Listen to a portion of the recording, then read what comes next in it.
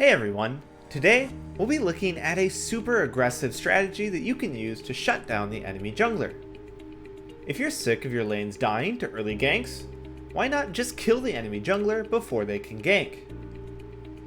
And this strategy centers on starting the game on your red buff, then immediately moving into the enemy jungle to either steal a buff or kill your opponent depending on their route.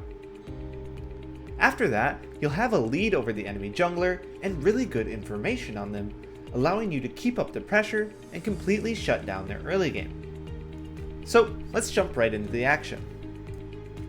And here we are with the challenger Graves about to pull off this route by starting red, then heading into the river toward the enemy blue. And he's heading toward blue because he saw the enemy bot lane in lane right away, meaning that Aatrox very likely started red, so there's no reason to run there. Also, if you're playing one of these champions who can jump this wall, you'll definitely want to do that.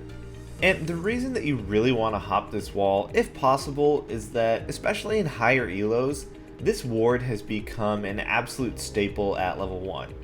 Now, we do suggest looking at some of the replays from your own elo and seeing if people even ward here or if it's something that you need to worry about. You know, if you're on lower elo like bronze or silver, maybe even other elos as well, this path might be totally fine and that will allow you to play other junglers and very confidently make this move. Alternatively, if you do think there are wards here and you're playing a champion who can't jump this wall, you can just go around this way, which is a bit slower, but not being spotted by that ward is going to be very, very important to the success of this route. Moving forward, Graves moves into the enemy jungle, passing the red team's ward with ease before starting blue and dropping a ward. And you'll always want to drop this ward to know if they're coming from wolves to blue, or just skipping wolves and blue to head straight for scuttle or any other variation depending on your elo. Graves continues to clear out blue, kiting down as he goes, until he sees Aatrox on his ward, heading straight for the scuttle. And in this situation, when you see the enemy jungler moving straight for that scuttle, what you're usually going to want to do is give them a little bit of time to push that scuttle back into this area so that when you come around this corner, they'll be right there and in the most vulnerable position possible. And just based on how things usually time out with this type of route, the scuttle will generally be in this area here. So he's going to come in like this, and that's going to push the scuttle back to this side. And around 5 seconds if you wait, they'll be right there when you come around that corner, and they'll be ready to die.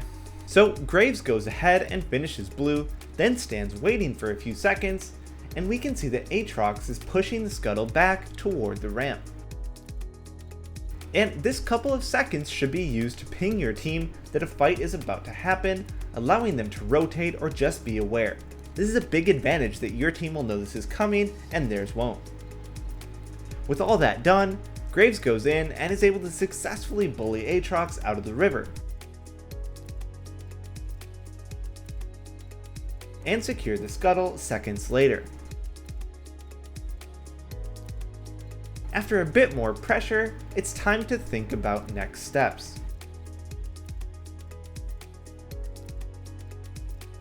And what I mean by next steps is one of the things that makes this route so strong is that you're almost certainly going to get that HP advantage over the enemy jungler because they're not going to expect you, you're going to get the jump on them, and that should allow you to win the trade if you don't just outright kill them. Now beyond that, you're going to have a very, very good idea of the exact camps that they did. So when Aatrox came over here, he had 8 CS and a red buff, indicating that he had clearly done these two camps. So you know everything that's left in his jungle, and you have more HP, you're stronger, you have the blue buff, and you can go flex that muscle onto them. So in this situation, Aatrox with 25% health or so, what do we think he's going to go do at this point? Well, when a jungler wants to freely get some HP back, a lot of times the target is the scuttle, because it's a really easy way to not take any damage and heal up. So very soon here we're going to see Graves heading over there, and even if he's wrong, he can still just secure that scuttle, but if he's right, he'll be in a great position. So we see Graves run straight through middle toward the other scuttle.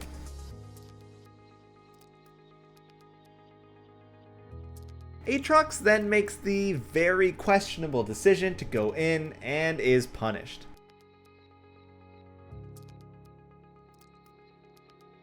Now, even if Aatrox hadn't inted there, Graves would have secured the scuttle, preventing Aatrox from healing and impacting the map. It was a big win either way. Now, the last thing that I want to show you in this video is how you can go from your red to theirs in some situations. So right here, we see our challenger player on Lee Sin starting out on red and actually planning on heading toward blue after. But right away he sees the enemy jungler, Graves, fighting in a skirmish bottom instead of clearing. And whenever the enemy jungler doesn't start out at this red, that can be a good sign for you to loop around and head toward it, because it's actually better for you since they'll only have blue, or in Graves' case not have any buff, making the duel even easier. So if they're in a fight like Graves was here, that's a good sign that you can go like this. Or if it's a jungler that really relies on that blue start, like Olaf kind of does, or Mumu, Fiddlesticks, etc., and you see that enemy bot lane down here right away, indicating that they didn't leash, then you can assume that they're probably starting at blue and run straight over there like we're about to see. After finishing red, Lee sprints straight to the enemy red, finding Graves having just finished the red buff. And this is pretty unlucky timing. 2 seconds earlier, and this is insanely one-sided, but Lee is still able to win in the end thanks to a nice failed flash out of Graves. After the kill, the game quickly devolves into a fiesta of Lee and his teammates just killing everyone very quickly.